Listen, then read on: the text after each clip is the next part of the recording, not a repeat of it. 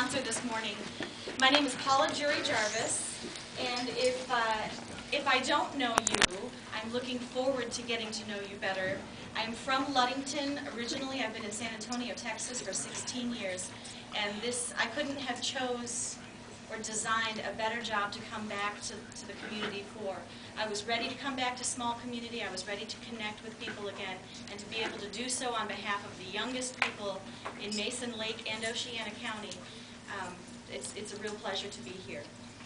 I want to also just let you know that as a collaborative effort, we are business partners, we are community members in agencies, organizations, educators, parents. We have a Great Start Parent Coalition, so if you have children under the age of 12, then I encourage you to become a part of our Parent Coalition as well.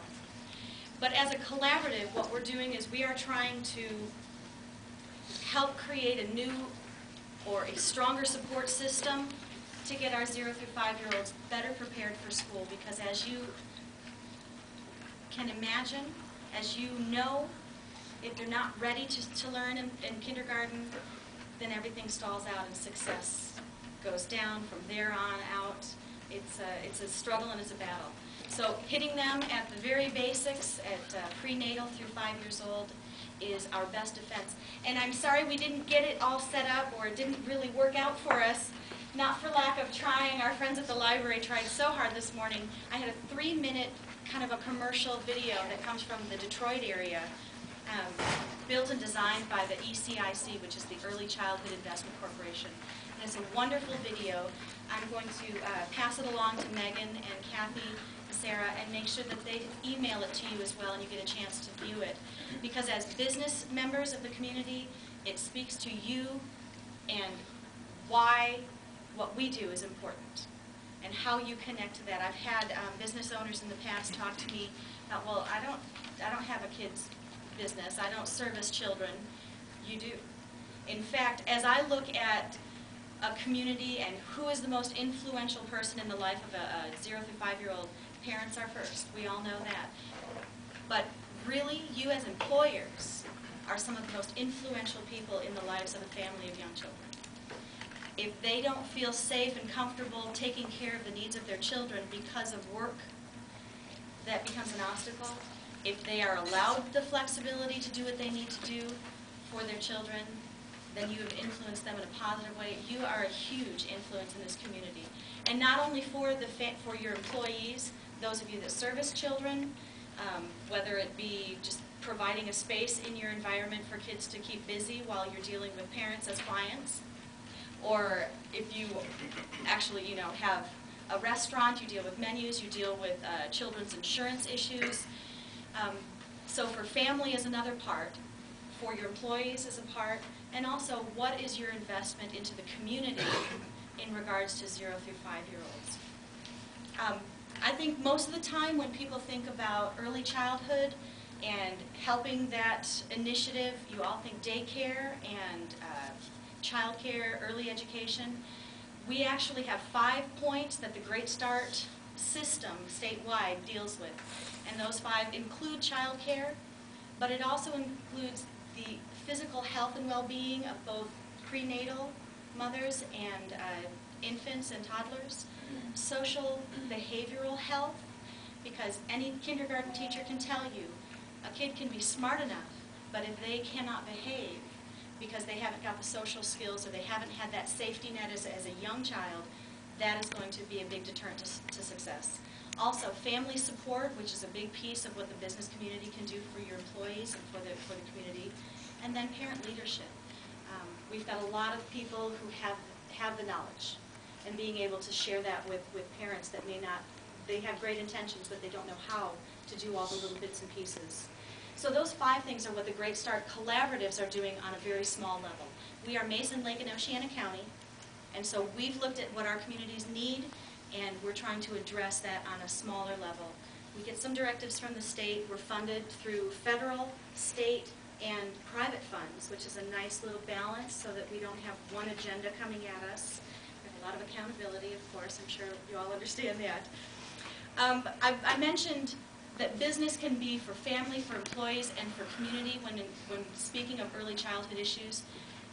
What we kind of call that is family-friendly business practices. Some of the collaboratives around the state are starting to really define that within their communities and bring their community, their business community on board. And that is something that we would like to start developing here. We have contracted Megan Payment as a business liaison for the Great Start Collaborative. And so sometimes she's going to come to you as a chamber representative, which is a very strong partner in the collaborative. So it's all kind of infused together. But there are some very specific things that we're going to have Megan do as our liaison. And we are going to have a meeting in February 17th and invite all of you to come to the table and talk about what is a family-friendly business practice. What do you see it as in our community, and really just develop as a group a collection of ideas, infuse it with some of the research that's already been done in other communities so we don't have to reinvent the wheel from the very beginning again. But make that a part of our mission as a collaborative and as a community to really see what that influence is, the strength of what you bring to the community gets to be. So we'll send all that information out. I do have one thing that I want to share with you. We went to a business summit at a state level, and the keynote speaker was Robert H. Duggar. He used to be a hedge fund guy. He was an amazing, fabulous, inspirational keynote speaker. He gave us facts and information that kind of drop your jaw.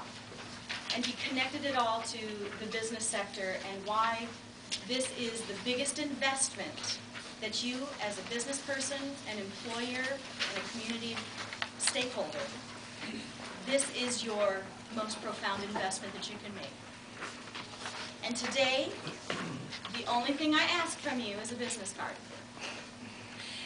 I'm not asking for money. I'm not asking for any resources today. You all have a lot of those things that you'll be able to give at a community level. But today I just want to have the connection. I would like to create this community of early childhood stakeholders in the business community. So I think you'd have to fold it and put it in here. So maybe this, we'll use this as more of a symbolic gesture. But if you get a chance right over here, I'll bring one of my cute little ear plates. And you just put your business card right here for me. I would appreciate that, and that way I have a library of those of you who have already stepped forward to kind of show that this is important to you.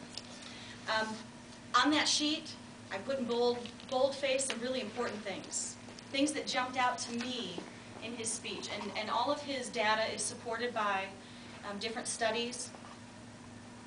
But by putting children in the framework of human capital, makes it translatable, but puts it in the language of business. And it's a very powerful fact that when you look at the GDP and how much the auto industry, you know, the percentage is 1.5% of the GDP, 0 through 5-year-olds as human capital are 3.5% of that gross national product. The financial institution that got $800 billion in bailout money without a second thought? Are we putting that kind of an investment in that youth capital? It was pretty interesting facts that he put out there. And also, when you think about 0 through 5-year-olds, 85% of their brain power is developed before 5. So if we don't hit that in the 0 through 5 category, that is something that they don't get a second chance at. And that's part of the problem why no matter what we do in school, how great our teachers and our school systems are, we always feel like they're failing, because if they're not ready to learn, it's always going to be a catch-up game. So take this with you, and I will also email you the link for that video. Watch it a couple times, because one, it's cute, it's got a cute little girl, you know, and you have a 2-year-old telling you your business. It's always cute. But it also speaks to a lot of the facts as to why business should be involved. So I've taken more time than I planned on, of course. And I invite you to contact me at any time, and especially come out in February when you get the invitation to come be a part of our family-friendly business practices. We'll come up with a better name for it. And also there'll be food afterwards too if you want some more.